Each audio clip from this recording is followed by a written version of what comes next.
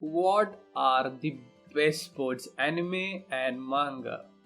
What series would I personally recommend to people who are interested in checking out some amazing works of this genre?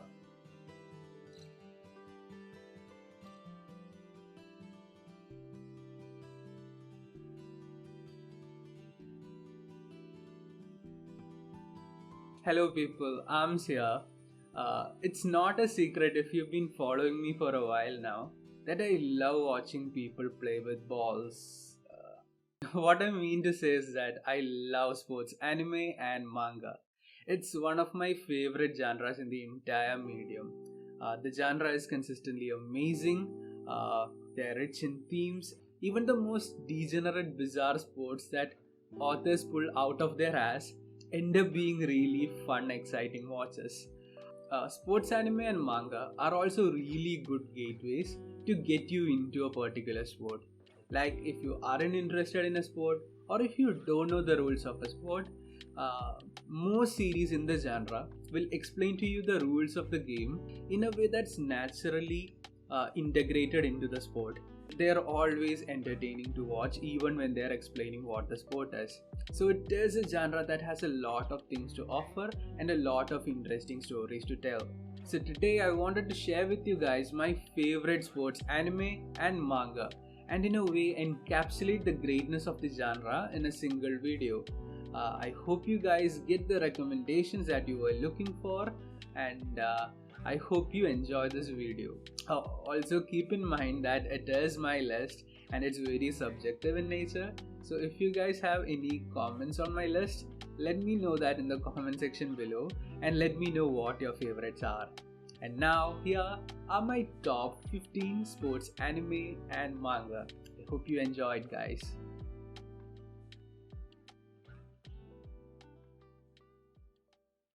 Starting off this list with number 15 is Ace of Diamond or Diamond No Ace. Ace of Diamond is unfortunately a series that kind of lies in the shadows of Haikyuu in the community because Haikyuu and Ace of Diamond both came out at around the same time and Haikyuu ended up being the more popular series. It didn't help that they both share a similar premise. So what is Ace of Diamond about? Ace of Diamond is a high school baseball anime about this very talented but inexperienced boy trying to get better at the sport of baseball and trying to get into the national high school baseball competition. A simple premise that we've seen a lot of times in the past, right? So, how does this series stand out from the rest? Well, what's special about this series is that it's an underdog story and an upper dog story at the same time. The team that our protagonist is a part of is a powerhouse team that is well known for their baseball. And the rival teams and the rival characters that they face are the actual underdogs in this story. But at the same time, the protagonist is completely new to baseball, and him being a regular member and competing with his own teammates is a huge part of this show. So there is a big underdog aspect here as well as an upper dog aspect. Ace of Diamond has an amazing cast of characters and the matches are super exciting. I don't think there was a single match where I felt bored watching the show. It was always exciting and there are a lot of bold decisions that the author does that you don't normally expect from a shonen sports high school series. The anime is really well made. It's a great show overall. Don't look at the position that the series is in because it truly is worth a watch if you want an exciting hype sports series. Okay, let's move on to number 14 on this list now. Number 14 on this list is going to be the amazing Ping Pong or Ping Pong the animation. Written by the highly acclaimed Taiyo Matsumoto and directed by the amazing Masaki Yuasa, Ping Pong the animation, in my opinion, is a giant product of art and creativity. If you guys are new to anime or if you haven't seen any anime that are non-mainstream, chances are you will find this show to be kind of ugly looking. The art style is truly unconventional, so a lot of people might get turned out by it. There are a bunch of characters who kind of look like incels, but don't get fooled. The art is great. If you give it a chance, it might really surprise you. Ping Pong showcases one of the most impressive panelings that I've seen from a manga. Its anime is also just amazingly directed, and it's adapted with a lot of great allegorical visuals, a fantastic soundtrack, and very innovative visuals. It's a show about passion and the nature of talent. It follows two very different main characters, the dynamic between them, and the characters around them. Where Ping Pong shines the most is in its efficiency. In just a short amount of 11 episodes, the series manages to encapsulate its theming, its character work, and its fairly large scale plot extraordinarily well together. Ping pong is what happens when art meets a spectacle. It's just a brilliant show. The only reason that it's this low on my list is because I haven't seen the show in a very long time. The last time that I've seen this show was back in 2015, so a lot of things aren't really that clear in my mind. Otherwise, I'm pretty sure that it would have been much higher on this list. So, do give it a try. It's a timeless classic anime. If you don't end up enjoying the art, that's fine, I guess. But there are a lot of things in the story that would kind of resonate with you if you give the story a chance, even if you don't like the art style.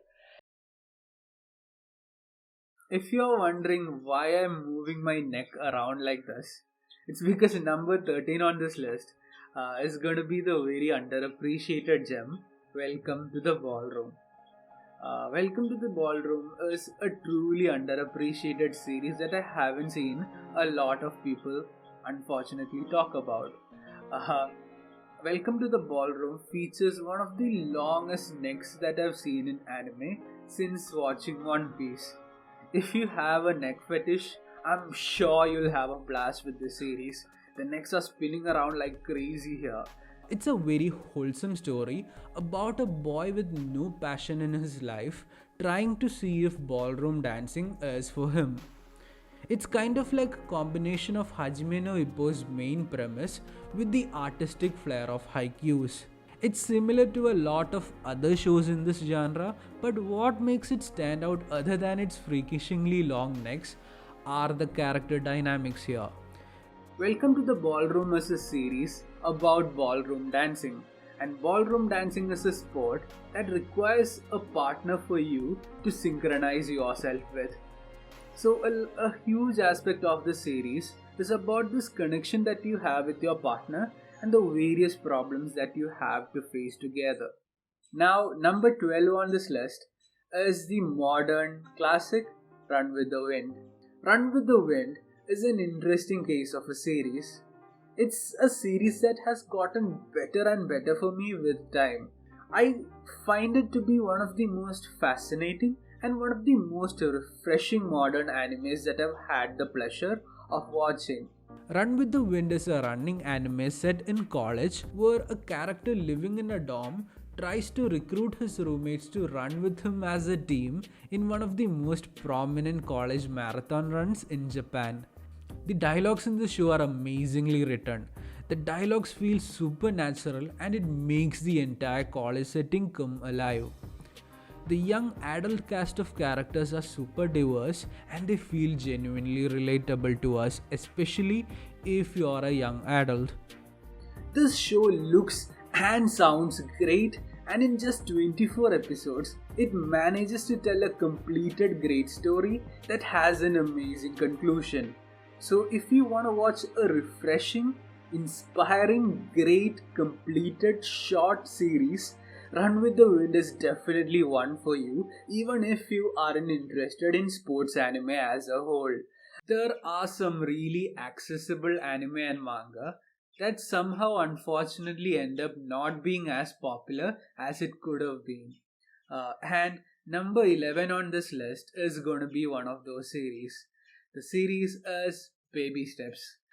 It's one of the most underrated animes that I've come across. It's a truly great show with a very interesting, unique protagonist. The protagonist here is a class topper who simply starts playing the sport as a random hobby that he picked up as a break from his studies. It's this very heartfelt story of him falling in love with the sport and making a career out of it. Despite the majority of characters in the series being of high school age, most of the series takes place in a professional setting, which is a very added bonus that I appreciate a lot. It also has a very realistic, very sweet romantic subplot happening in the background of the sport. So if you are a romance fan, there will be something there in it for you. The anime, however, is incomplete. Uh, there are 2 seasons of the anime, but it doesn't even adapt half of the manga. The manga has ended a few years back, and the anime hasn't gotten a sequel in about 7 years. So chances are we won't see a sequel coming. So what I'd recommend you guys do here is first watch the anime, and then if you really love it, continue on with the manga. And if you aren't a huge fan of the anime, I wouldn't recommend the manga at all, because the series does have a pretty average ending. But it is worth giving a try because there are a lot of refreshing creating aspects about this series. We are almost getting into the big guns, we're almost getting into the top 10. But before we do that, I wanted to mention a few honorable mentions that I wanted to add to this list, but because of one reason or the other, I couldn't. And the first series that I wanted to bring up is The Medalist. The Medalist is a new ice skating manga that's been releasing since 2020, and it's about a grade schooler and her teacher trying to make this grade schooler a professional ice skater. This is one of the most emotionally compelling series that I've read, and it's a manga that has made me tear up before already. And the only reason that it's not on this list is because the series is still in its starting phases. There are only about 15 translated chapters available to us, so the series can go uphill and go downhill depending on how it is written in the future. So it didn't feel right comparing The Medalist to the more established works in my top 15, so I ended up not putting it on this list, but I'm pretty sure that in time this series will be in my top 10 list. Another anime that I wanted to bring up in the honorable mentions list is the highly acclaimed, amazing anime film about space racing, Redline. I'll be honest here, Redline is not just one of my favorite sports anime, it's also one of my favorite anime films of all time.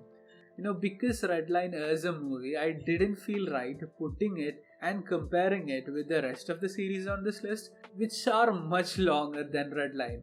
It didn't feel right comparing a 2-hour film to the 80 episodes of Haikyuu. So I'll just put it in the honorable mentions for now. Some other shows that I wanted to bring up here are Kuroko no Basket, the basketball anime, the street racing anime called Initial D, and the strategic football anime called Giant Killing. I think these 3 works are all great and they're all worth giving it a try. I couldn't add it to my list because my top 15 was too stacked, but I hope you guys give all these 3 works a try. If you find it interesting, maybe check out the anime openings and see if it might be for you. Okay, now back to my top 10. Starting off with the big guns, with number 10 is The Climber. The Climber does not have an anime, it's just a manga, and frankly, it doesn't need an anime either. This is one of the best looking mangas that I've ever seen in my life. It's just amazing to look at. The Climber is a manga about mountain climbing. It follows the life of an antisocial protagonist as he goes through different stages of his life, dealing with loneliness and depression in pursuit of his dream of conquering the most difficult mountain in the world. This manga is visually nothing short of peak manga. We feel like we are in the middle of a huge blizzard whenever we read this manga. The different metaphorical representation of what's happening in the story is just brilliantly presented in every way possible. The story that ties this brilliant work of art is also really compelling as well as mature. The subject matter of loneliness and being antisocial is studied really nicely, and Mori Buntaro's journey as a person is really fascinating throughout the series. This manga is a truly timeless work of art. Talking about The Climber made me realize again how amazing my top 10 list is. And number 19 is another amazing series that most of you all will probably be familiar with. Number 19 on this list is the highly acclaimed and one of the most beloved modern shows of all time, Haikyuu. If you haven't heard about Haikyuu before, I'm pretty sure you're lying. But I'll play along with you anyway and briefly mention what the series is about. It's a volleyball anime set in high school, following a boy determined to become a great volleyball player despite his small stature. Despite the series being mostly centered around volleyball matches, it is still one of the most ambitious shows that I've watched. There is such a huge focus on almost all the characters, including the rival ones, in almost every match. The story never runs out of character development for our main characters, and the character arcs never feel repetitive or recycled. Haikyuu has around 4 seasons with a total of 85 episodes so far, which adapts around 3/4 of the manga. But there's a problem here because the rest of the manga will be adapted in only 2 movies, which feels really fucked up and disappointing for me. So if you are an anime only viewer for Haikyuu like me, I think this is a good time for us to go read the manga to get the experience that the anime has promised us. At number 8 on this list, right above Haikyuu, is another really exciting, super popular sports series called Slam Dunk. I'm pretty sure that you guys have heard of the series, but it's one of the most influential sports series of all time, and it single handedly has made basketball super mainstream in Japan. Slam Dunk is one of the most hypest I've ever been while reading a manga. Yes, I did read the manga instead of watching the anime. And the reason that I've read the manga instead of the anime was one, the manga is the completed series, right? And secondly, and more importantly, Slam Dunk is written and drawn by one of the most amazing mangakas of all time. Slam Dunk is kind of like Haikyuu in the sense that it's primarily focused on a group of high schoolers playing basketball together in their club. But what's exciting and different about this series compared to Haikyuu especially is that we mainly follow a badass delinquent cast of characters instead of good boys. So it's a sports manga, but in other part it's also a delinquent manga. It's a very fun and a very exciting journey to follow. There were literally moments when I was reading the final arc where I wanted to jump up and down while reading some of these portions. They were so exciting. Slam Dunk, literally, in my opinion, has one of the greatest payoffs in a final arc. It's an amazing series that concluded really well. Number 7 on my favorites is a series that a lot of people won't consider to be a sports series. But I personally do, and the series is Sangatsu no Lion.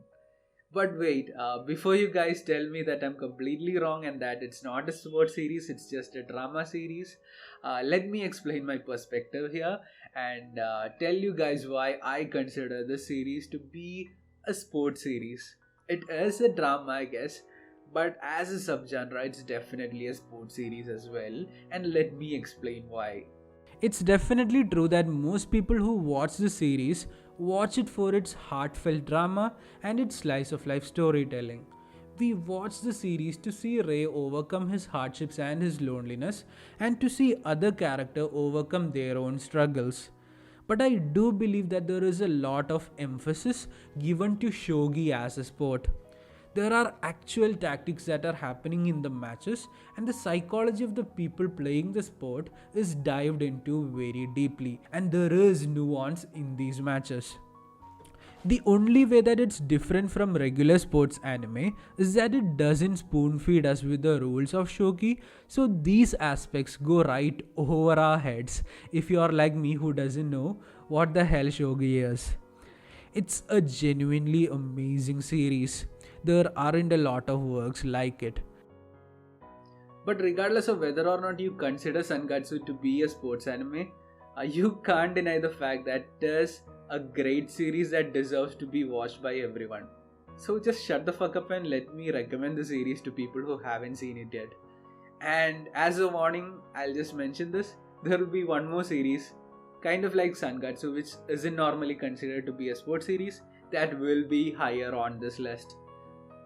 So you have been warned. Let's get to number 6 now. At number 6 is another manga that does not have an anime adaptation. The manga is Real. It's a wheelchair basketball manga that's written and drawn by the same mangaka as Slam Dunks, but I personally prefer Real over Slam Dunk. Real has three very real, equally important protagonists who each follow their own mental struggles and physical hardships. They don't really interact with each other too much. We simply just follow each of their stories, and it's just a really great empathetic experience. The art is awesome, there are a lot of great visual allegories, the character drama feels really genuine and personal. You really feel for the characters and what they're going through, and seeing them struggle and strive to reach a satisfying life is really wonderful to read. So, if you guys want to read a manga that's consistently great from start to the end, and you want a work that's heavy on character drama, that's heavy on the genuine raw emotions that people have, Real is definitely the series that you are looking for right now. Okay, so we've finally reached the top 5 of my favorite sports anime and manga. And let's start off this top 5 with an absolute banger of a series, Hajime no Ippo. Arguably one of the most well produced long anime by one of the best studios of all time. It's not just a fantastic boxing anime, but it's also one of the best action anime, period. The fight scenes in Hajime no Ippo are just phenomenal, with some of the best action choreography that you will find in anime. Literally, you will feel the weight of every single punch. It's just a brutal work of art.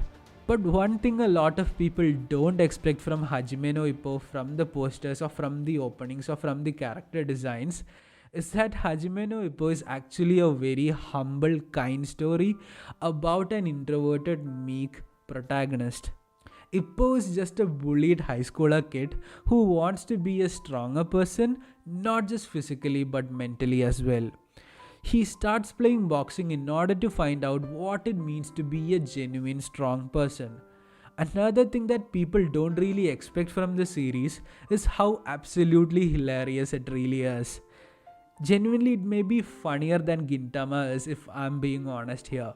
It has got great action, it has great humor, it has a wide range of amazing different characters. Hajime no Ippo is a true masterclass anime with something in it for everyone. Now let's talk about number 4 on this list. It's an anime called Major. Major is an anime that I consider to be one of the best in the medium, but it's severely underrated. I don't think I've seen a lot of people talk about it. I don't think I've seen a lot of people watch it.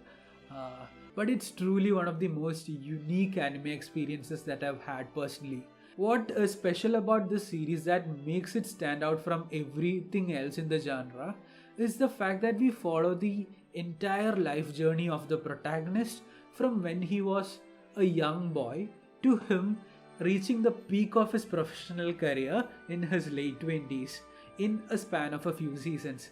So we see his entire life journey from start to finish.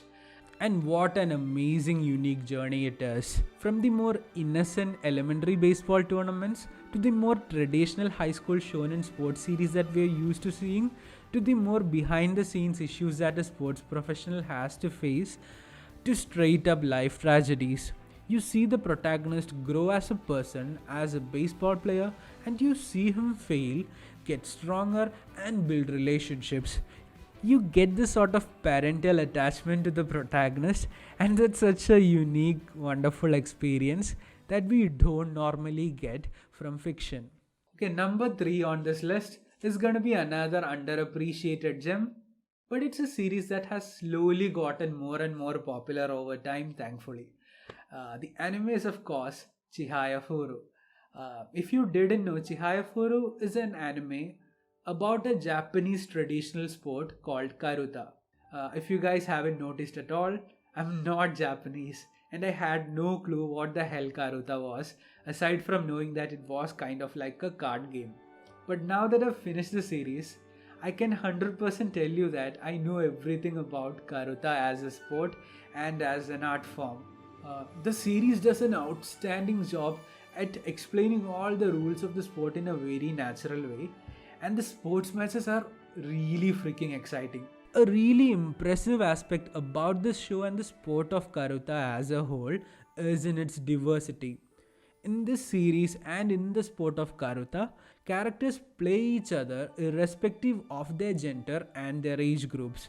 So it has a very rich cast of characters that you don't normally see together in a sports series. You'll see people in their 20s, you'll see people in their 60s, you'll see a grade schooler, you'll see high schoolers all playing together in a single room. You see all kinds of people, how Karuta changed their lives, and we also get a historical and an artistic perspective of the sport of Karuta. However, Chihayafuru kind of gatekeeps itself simply by the nature of the sport that Karuta has and by its weird love triangle, but please do give it a try. It's a consistently amazing anime and manga, and unless you really hate love triangles, you're gonna love this show. Oh, we're finally at the top two of our list, Yare Yare Daze. And number two is a series that I wanted to talk about for a while now on this channel, ever since I finished this manga about 2 months ago. It's a series that I teased a little bit while talking about Sangatsu no Lion. I don't think a lot of people will consider this series to be a sports series because it's completely different from what we consider to be a sports series. And that series is Araki's magnum opus and masterpiece JoJo Part 7 called Steel Ball Run. Yes, I am kind of cheating here by putting a sequel of a work as a standalone here, but let me explain if you don't know how JoJo works. Each part of JoJo is a completely different story with a completely different subgenre working for them. For example, JoJo Part 3 is an adventure series, while JoJo Part 4 is a slice of life manga. Just like that, Part 7 is a sports series while also being action heavy and being JoJo. Uh, I won't talk about the series much because I do want to keep it spoiler free. I want you guys to experience the series completely blind. Part 7 deserves that watch. But I will briefly mention the general premise of the series to mention why I consider it to be a sports series. So, JoJo Part 7 is kind of like Inazuma 11, where it really is indeed a sports series but having superpowers come into play. That is all I can say about this series without spoiling anything. I will say though that JoJo Part 7 is a masterpiece. Araki's growth as an author throughout each part has been incredible, and Part 7 is the true encapsulation of his growth. The entire setting and the entire plot are amazing, the art is breathtaking, the characters are incredible, and the action is one of the best that I've seen in manga. JoJo Part 7 is a perfect manga. It's a series that I consider to be an absolute masterpiece, and I don't use this word lightly. I don't see myself rating the series less than a 10 out of 10. Uh, no, it's the ultimate encapsulation and result of Araki's growth as a mangaka.